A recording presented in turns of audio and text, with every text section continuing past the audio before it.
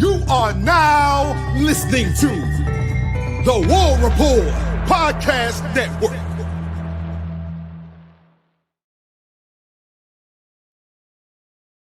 Yes, sir. What's up, everybody? Welcome into the Up-Tempo Podcast. As always, I'm your host, Dustin Smith. Decided to do a little live show this morning. I'm off work. I wanted to pop in here. So we don't normally do this. We don't ever really go live in the morning of a weekday like this. So do us a favor, man. Like the video and share this out on social media. You can find my link on X. Please like it, retweet it, and let people know that we are live right now in here talking about Auburn football. And if you're watching on replay, it's all good, baby. Just do me a favor. Again, thumbs up button, subscribe to the channel, Apple, Spotify, wherever you listen to your audio podcast. Follow us over there. Leave a 5-star review. Y'all know all the stuff, man. You guys do a great job of helping us out.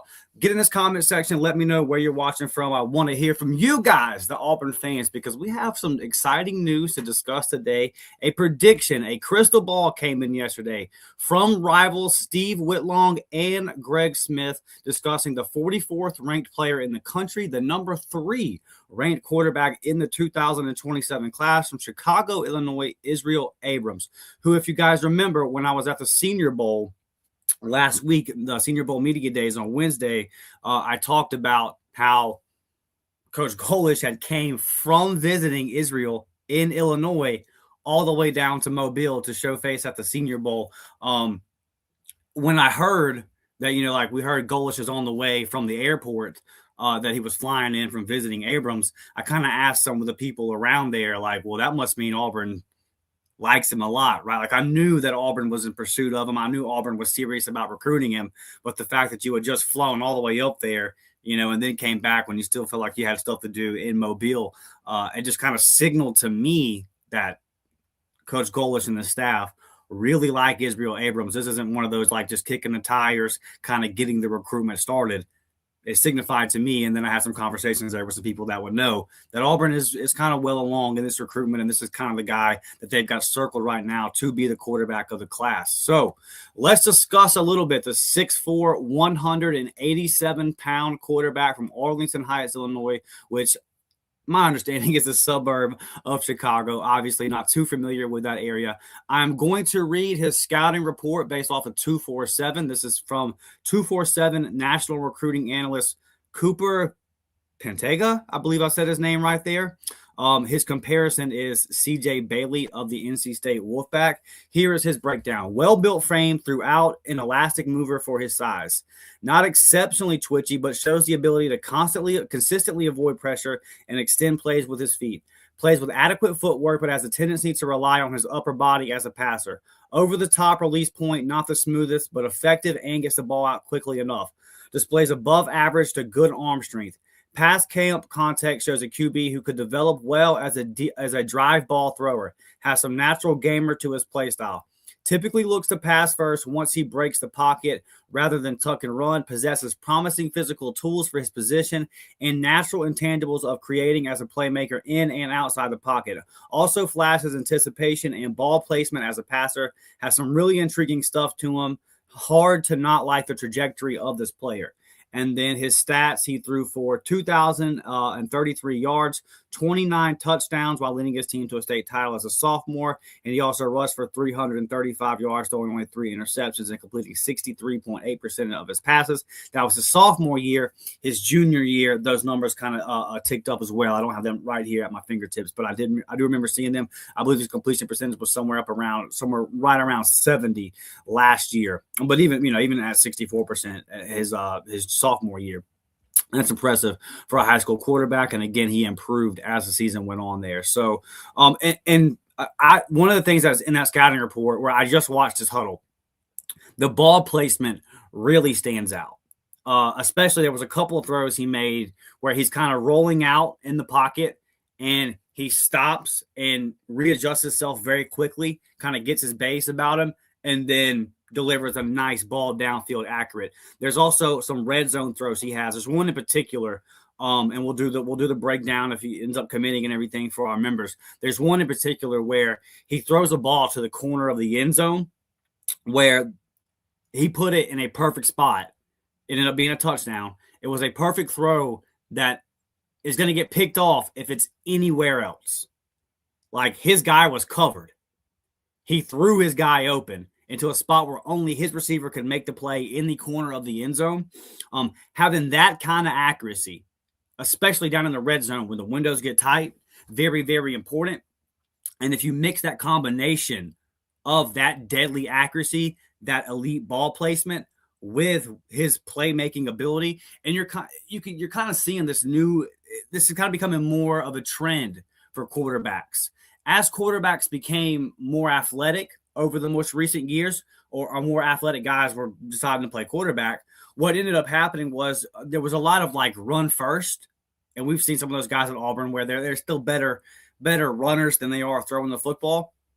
As it's kind of developed, what you've seen is guys that are still throw first, still pass first, want to stand in that pocket or move outside that pocket, but still keep their eyes downfield to make a big play in the passing game. But they possess the athletic ability to make something happen with their legs if they have to. They're not just a statue back there, like a Jordan Jefferson kind of comes to mind. So that is definitely becoming a more of an archetype that you're seeing. The guy that can scramble, that has the ability to make the chains move with his legs, but is still looking downfield to make the plays.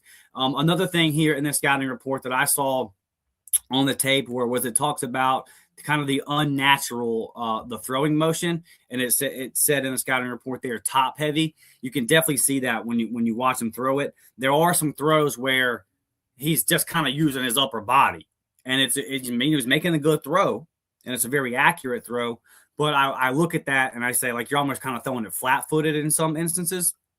So what is a good QB coach? What is, good coaching? What can they kind of fix those fundamentals a little bit to get his feet and his lower half of his body in a better position? If they can get those fundamentals down on top of just the natural accuracy, the natural arm strength and ball placement that he has with that upper body, then you can really kind of get the best out of him. So everything is there.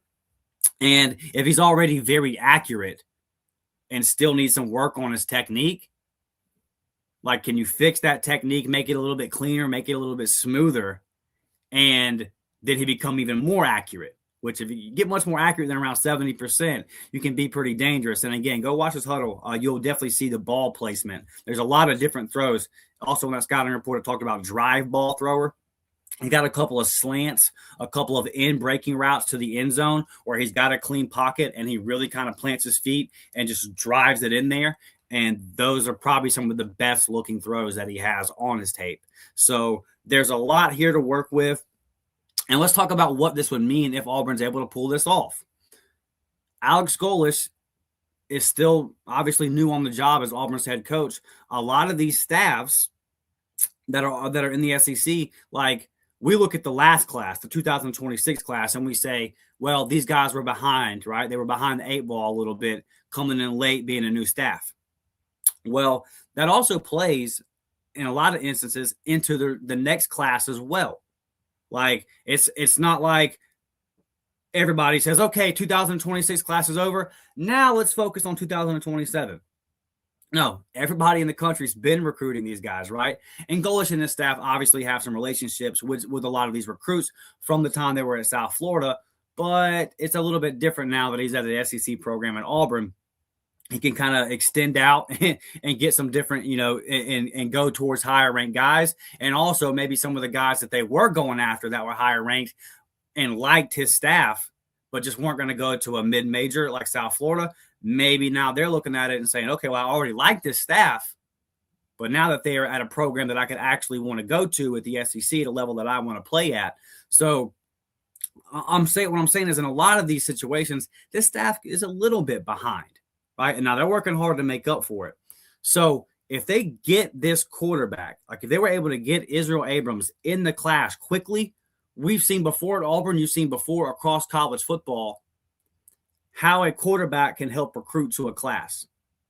So Auburn's got currently one commitment, the tight end, in the 2027 class. If you go out and get the third-ranked quarterback according to Rivals, or no, that was 247's rankings. If you go out and get the third-ranked quarterback according to 247, a 4-star quarterback that has played well at camp and knows a lot of these guys, That's going to attract in talent. You combine that with Alex Golish's offense, and if they go out and have a good year this year, if Byron Brown goes out and puts up the numbers that we all hope he's going to, you can expect big things. But before Auburn ever plays a game, we saw last year, we kind of see like the way that the recruiting is going now. You want to have the majority of your high school class wrapped up before the season starts, or you at least want to have a big chunk of it. You need to have a big list of commits before the season even kicks off. How can you speed that process up, especially for a new staff, especially for a new head coach? Get a top 50 player that's a quarterback committed to the class. And then you're going to see offensive weapons want to fall in line, because now you get to go to them and say, we got our guy. We got the signal caller. And we've seen it before. I mean, I know that he's changed schools every single year, but look at what Walker White did once he was committed to Auburn's class a few years ago. And he was able to recruit those guys. And you can build around a quarterback. Now, a fair question to be had is, what's the path to playing time for Israel Abrams at Auburn? And, that's honestly the way I view it currently, like the structure of college football. Your roster just changes year by year. And Auburn has a lot of young guys at the quarterback position already outside of Byron Brown. But in my opinion, you just go add the best guy that you can. And right now you got to re-recruit everybody every year anyway. So go recruit the best guys. And then let the chips fall where they may. That's kind of always going to be my opinion on that. So this would be massive for Auburn. And, usually a guy like Steve Whitflong is not going to put in, and Greg Smith, they're not going to put in a prediction if it's going to be Big Cat weekend before he commits. So not sure, haven't really seen anything in terms of like when an announcement could be coming, haven't heard anything like that. But again, started hearing last week that Auburn has kind of honed in on Israel Abrams. They really like him, and that obviously he likes Israel, or that he likes Coach Golish and the staff. I believe he's kind of he's really just had some high praise for Coach Golish and the man that he is on top of the system and everything like that. So this would be huge for Auburn, and hopefully Auburn's able to get Israel Abrams in the boat and kind of get this class going, because it would be a lot of fun for Auburn if we can start kind of turning out these recruiting videos, these commitment videos, and kind of getting the hype machine rolling on the 2027 class. And quite frankly, Auburn needs it. This would be a big win for Auburn. This would, like, in perception is reality, more so than ever on the recruiting trail. Perception matters so much on the recruiting trail. Like we saw this last year when Auburn started trending down for prospects and guys started flipping away. You saw what the narrative became, and it really kind of took over SEC media days. What's going on with Auburn recruiting? Is your coach golfing too much? Are you just not paying money? Rev share and all these kind of conversations. If Auburn's able to get out ahead of this class, go ahead and get a top 50, number 3 quarterback in the country committed to this class, then it can do like outside of the player that he is. And even if he never even played it down at Auburn, just how important it would be for the current perception and building this 2027 class, you can't overstate it. So hopefully Auburn's able to get this done soon for a lot of reasons. And the most important reason is I like the player. Like when you turn it on, you can see the player that he could become. And real quick, when we discuss his future and his path to playing at Auburn, well, honestly, if he needs a little bit of work with his fundamentals, and again, you can just turn on the huddle, and I just read the scouting report there. He's accurate with the football, so it's not terrible. Like, I'll be honest with you guys, but there's, the like Peyton Falzone, that from the guy that was currently or was committed in the last class, that was going to take some time. Remember, like a lot of schools were recruiting him as a tight end. His fundamentals were just all kind of wonky, right? His throwing motion was crazy. I'm not taking shots at him, but I'm just using that as an example that we would have on our minds that we could relate to as somebody who, like, that would have taken a long time to kind of get him ready. I don't think Israel Abrams, it would take him a long time, but he definitely wouldn't be somebody coming in that would be expecting to play year one. So, really, if you could kind of sell him on, hey, listen, You come in, we'll work with you for a year or two, kind of get these fundamentals right, and then it can be your job, if all goes well. And then also, like I said a couple minutes ago, just bring in the best of the best. Just bring in the best of the best. And if it's if Lachlan or Tristan Tia or if any of those guys just grab the reins and they're the QB of the future, and Israel Abrams doesn't get a shot, well, then you brought in a bunch of good players, and the best one ended up winning the job, and you move forward as a program, and then he can transfer and go somewhere else. On the flip side of that, maybe he comes in, maybe he's that dude, and maybe he's the guy to grab the program and go forward with it. So there's a lot of different ways that this could play out. He's not even committed to the class yet. Even if he was committed to the class, then you still got to sign him and get him on campus and keep him every year. There's a lot that goes into it. But as we sit here today on February 3rd, it would be very important for Auburn to go ahead and get him in the class and get this thing kicked off for the 2027. Going to get to some of these comments, and then I'm going to speak briefly before we get out of here on former head coach at Auburn, Gus Malzahn, announcing his retirement yesterday. Tim the Toolman Taylor says, Wardam Eagle, Dustin. Tim, what's up, baby? Hope your week is off to a good start. My guy, Brett Wardam. What's up, Brett? Hope you're doing well. Buddy, stayed up late last night watching your Dallas Stars, I would assume. Wardam Eagle for my guy, Mike R8245. And then Brett says, getting a QB in this class early is vital. I'm hopeful for the running back targets we have also. Yeah, Brett, the running backs are going to be very interesting because, the thing that really, golly, I'm just knocking my computer all over the place today. Keep bumping my desk. The running backs are going to be very interesting because you got some young cats in that room already in terms of Davenport, who's already has production in terms like college production, but is still very young. Alvin Henderson. I spoke on this earlier a couple weeks ago. I'm telling y'all, don't this staff let some guys walk. They let some guys go. They retained Alvin Henderson. They added a bunch of running backs, and they still retained Omar Mabson and Alvin Henderson. You just had a turnover of 40 guys. If they wanted Mabson and they wanted Henderson to go, if they didn't believe that they were a part of this program in the future, then they wouldn't be on the roster currently. So that tells me they want those guys on the team. They want those guys in the running back room. So it's going to be very interesting, Brett, to watch how they recruit this running back class because that's a loaded room with young guys, with 3 young guys in it that obviously they believe in because they kept 2 of them. They did what they needed to do to retain 2 of them, and they brought 1 of them from their old team. So the running back recruiting is going to be fascinating, and we're learning as we go with AG in this new staff, right? And they've shown us in this portal cycle, they want to load up in the backfield. They want to load up at the running back position. So how many do they take? Is this a room where we need to get used to seeing 5, 6 guys that could tote the rock? It's going to be really fun to watch, Brett, and I know that you're a big fan of the running back position. I know that's your thing. So, yeah, I look forward to following it with you, buddy. It's going to be very interesting. They definitely kind of seem to have a type. They like the downhill, physical. A lot of the guys they're recruiting are these bigger backs, and they brought in some of those bigger backs. It'll be fascinating to see kind of how they mold that room. Do they want a couple of those big, powerful backs combined with a couple of these speed type guys? So, listen, very, very interesting conversation there for sure. Let's talk a little bit, and you guys can keep it up in the comments, and I'll definitely get you pulled up here. But I do have to say a little something about former head coach Gus Malzahn. Look, I'm not going to get into the whole discussion of whether he should have been fired when he got fired or whether he should. And I've spoken on that plenty, on this show here over the years. And that conversation is not really important to be honest with you. I just want to say congratulations to Gus Malzahn on your retirement. All the best to him and his wife, Christy. They have been great people. They've been great. They've been great in their time in Auburn. And look, he's done a lot of great things at Auburn. Obviously, winning the national championship as the offensive coordinator in 2010, the can back, drawing up that play to Philip Lutzenkirchen and all that kind of stuff. He deserves all the credit in the world for that.